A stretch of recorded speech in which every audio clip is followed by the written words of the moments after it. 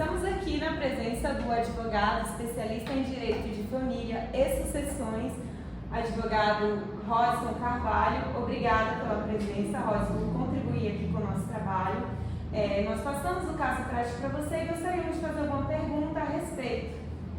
A primeira seria que, diante da criação de Pedro por Maria das Graças, após o falecimento da mãe, é possível pleitear o conhecimento judicial da filiação socioafetiva, mesmo após a morte da avó?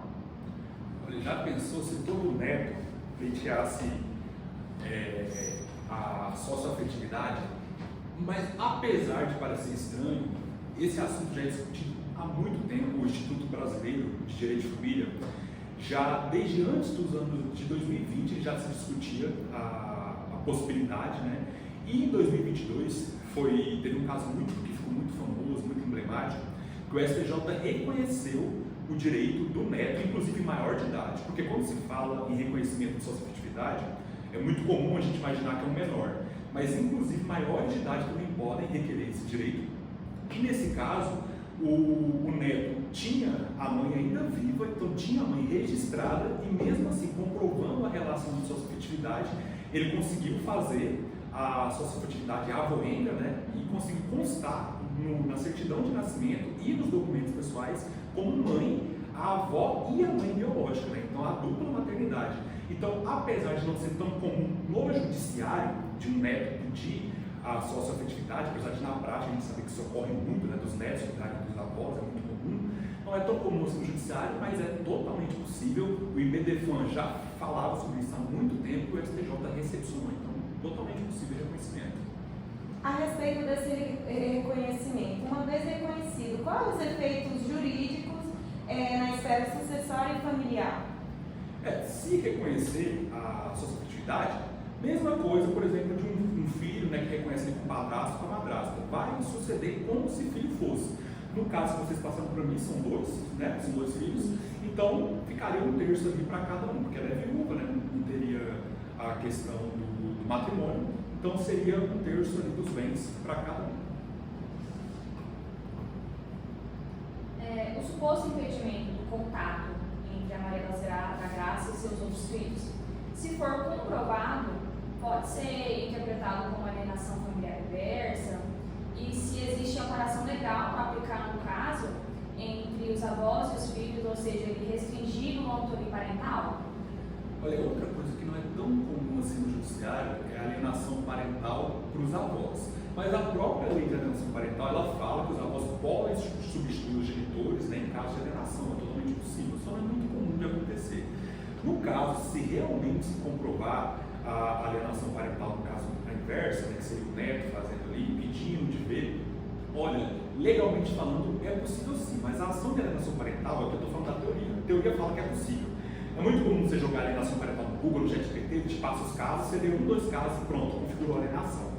Na prática, não é tão simples assim se configurar a alienação. É um processo que tem que ter muito cuidado, tem que ter feito um estudo psicossocial, então vai ser nomeado um psicólogo, vai ser nomeado um assistente social para se analisar. Obviamente, no caso, a senhora faleceu, não tem como fazer o estudo com ela, mas vai fazer com todos os outros filhos, né? Vai fazer com testemunhas, pode fazer com parentes próximos também, para realmente se comprovar, além de tudo, que as partes alegaram, né?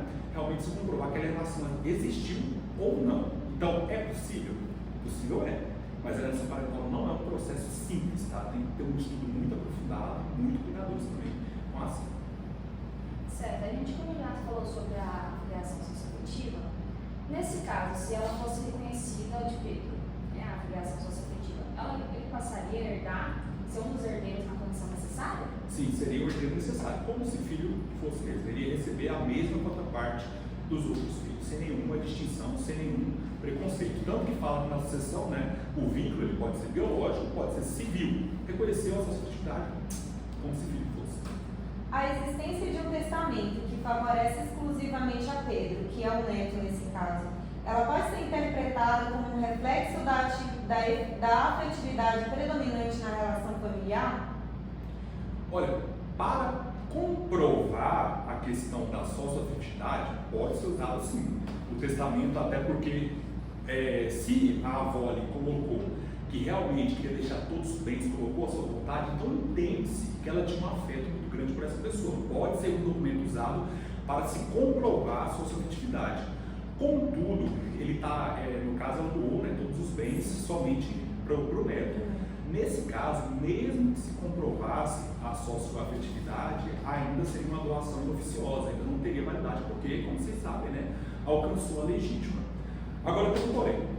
Uma coisa que isso aqui é muito difícil vocês verem na doutrina, é só trabalhando, só na prática que vocês vão conseguir localizar isso aí. É possível favorecer um filho? Vamos supor que a sua sociedade foi deferida, ele é um filho fosse. É possível você beneficiar esse filho? Olha, depende. Se for bem feito, é possível. Apesar de muitas vezes você vê na doutrina falando, é adiantamento de herança, se você der um bem para um filho, é adiantamento de herança, quando chegar lá na sucessão em si, vai ser descontado e os outros filhos vão receber a outra parte. Olha, depende, é possível. Vou dar um exemplo aqui simples. Vamos supor que tem duas casas. Cada casa, R$200 mil, 400 mil total de bens da avó, no caso aí, por exemplo. Faleceu. Ela, vamos supor, no testamento, ela doou só 200 mil, certo? Uma casa, 200 mil. Em teoria, é a sua parte, sua cota parte disponível, correto? Será que essa doação teria validade? Essa cláusula teria validade? Olha, depende. O mesmo caso pode ser que sim e pode ser que não, no mesmo exemplo que eu dei. Vou falar por quê. Se ela doou essa casa, ela entregou esse bem, esses 200 mil, e ela colocou que essa casa fazia parte do seu bem disponível, não alcançava a sua legítima, não fazia parte da cota parte legítima, é possível ser a doação de validade. Ou seja, no caso que ela especifica que, olha, eu estou doando metade dos meus bens e essa metade é minha cota parte disponível. Se ela especificar, na hora aí do falecimento, na hora da divisão de bens, o filho que ela favoreceu vai ganhar esse bem, 50%, e vai concorrer nos outros 50% com os outros filhos. Ou seja, pode receber assim, até 75% dos bens. Então, totalmente possível favorecer um filho. Agora, o problema é muito raro isso acontecer. Normalmente, quando se doa, ou faz isso aí, dou 100% dos bens para o filho tal, ou dou até uma parte dos bens que não alcança legítima, mas não especifica que aquilo ali faz parte dos bens disponíveis. E isso é obrigatório. Se você, por exemplo, nesse mesmo caso, ela só doou essa casa para esse filho, e não colocou que fazia parte da sua cota parte disponível, quando chegar na herança, vai ser um adiantamento da herança. Então vai ser como se aquilo ali fizesse parte de toda a totalidade e todos os filhos vão receber a mesma coisa, a mesma cota parte. Então nesse caso não seria beneficiado. Então isso mesmo é só para a prática, né? É possível? É, mas tem que tomar um certo cuidado. Nesse hipótese de que fosse possível um dos filhos ser mais beneficiado antes mesmo ali do falecimento e no final ele viesse a receber também a mesma cota parte dos restantes dos legítimos. Os outros, eles podem reclamar isso? Se tiver a doação ou o testamento especificado, poder reclamar, a gente pode reclamar de tudo, né? Mas legalmente falando, o filho realmente poderia ser mais beneficiado, mas isso teria que ser feito, né? Por isso que, apesar de certos atos jurídicos não serem obrigatórios a presença de advogado, é muito bom que se tenha justamente para não ocorrer isso, né? Porque às vezes você faz algo achando que dá certo, chega lá no final não adianta nada. Então, se realmente você colocar ali que na doação a pessoa viva doou bem para um filho, mas esse bem faz parte da cota parte disponível, totalmente possível, ela vai receber esse bem que faz parte da cota disponível e vai concorrer ainda na herança com os outros filhos, então vai ser beneficiado. Os outros filhos podem anular essa doação?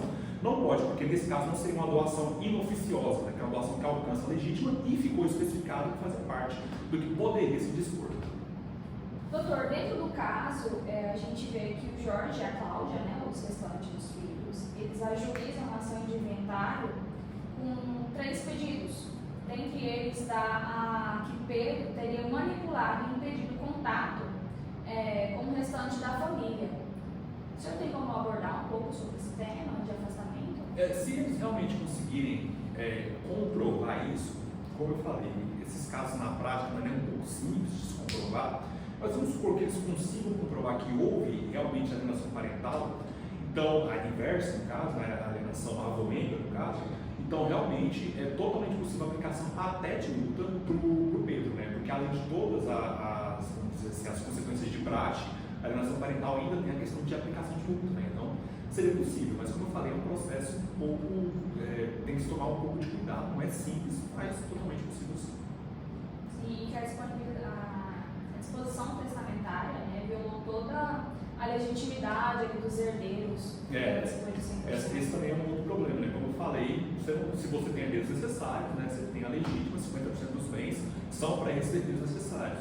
Então, realmente, nesse caso, da forma que foi feito aí, essa disposição testamentária não teria validade, né? E seria a divisão dos bens seria através da divisão legal de bens mesmo. A respeito de uma liminar que foi pedida, no caso prático, pedindo a anulação do testamento. No caso, os legítimos herdeiros, que foi o filho dessa senhora falecida, eles entraram com um pedido liminar, pedindo cancelamento, a nulidade desse testamento. Como seriam os efeitos na prática? Olha, para se anular um testamento é outra questão que é extremamente complexa, principalmente porque aí foi um testamento público. Então, lá na hora de fazer, na presença do tabelião, na presença das testemunhas, se constatou que todos os requisitos material e formal estavam cumpridos. Então, a parte estava em pleno gozo da sua capacidade física e mental, né? Era totalmente capaz.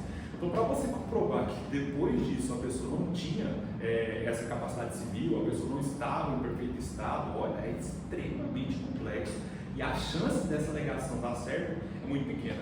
Não só isso, aí no caso realmente não teve os boniuris e o perigo de mora, né, para deferir a tutela antecipada, porque realmente não teria muito cabimento, até porque se lá na hora de fazer o testamento foi deferido, num processo para você já se comprovar em caráter de tutela antecipada, muito complexo e realmente concordo com a decisão do juiz aí de não deferir a tutela antecipada. Doutor, no caso de Pedro, em qual medida o abandono afetivo por parte de Jorge e Cláudia pode influenciar na configuração dos vínculos familiares e no eventual pedido de exclusão da herança com base na indignidade? Você pode excluir a pessoa da herança em casos extremos, né? Não é nada simples. A indignidade e a deserdação.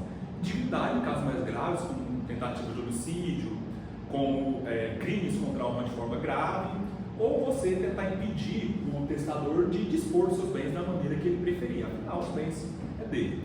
A deserdação é um pouco mais simples. Inclusive, você abandonar a pessoa em alienação mental ou em grave enfermidade é um caso de deserdação. Agora, tem um porém. A indignidade é por força de lei. Ocorrendo um caso de indignidade, qualquer herdeiro ou interessado pode entrar com a ação para retirar essa pessoa que cometeu a indignidade, no caso do previsto em lei, do testamento. E essa pessoa não iria receber nada. A deserdação, ela é um pouco mais simples de se comprovar, contudo, a deserdação ela é obrigatória a manifestação do testador.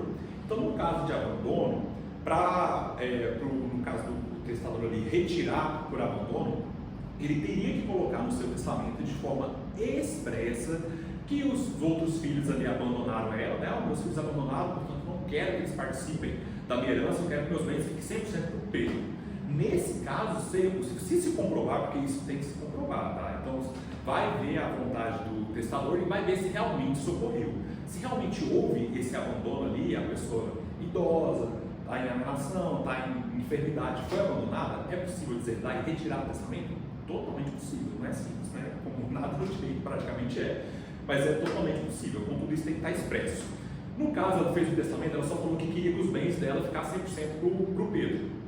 Nesse caso, apesar de parecer que ela teria essa vontade, não é possível a deserdação, porque é obrigatório que seja expresso a vontade de deserdar, senão seria muito simples, seria muito bagunça no direito sucessório. Então, tem que estar escrito no testamento, certo? Agora, a indignidade não precisa, né? Se ocorreu o caso de indignidade, entrou com a ação e se comprovar, aí é possível afastar do testamento. Doutor, muito obrigada pela sua contribuição com o nosso trabalho. Ficamos muito felizes por você ter aceitado o nosso convite. E esse semestre agora estamos tendo a disciplina de Direito de Família, então é de grande valia aprender um pouquinho mais, você compartilhar conosco o seu conhecimento. Muito obrigada. Eu que agradeço, é um prazer estar aqui. Nossa, vocês só estão perdendo porque quem está dando a matéria não sou eu, mas foi um prazer estar aqui com vocês. Entre o afeto e o patrimônio, o direito busca equilíbrio. Revela como os laços familiares, quando mal resolvidos, acabam nos tribunais. Pedro cuidou, Jorge e Cláudia se afastaram. E agora todos querem justiça. Mas qual justiça? A do sangue? A do amor? Ou das provas formais? Vamos refletir agora em sala de aula.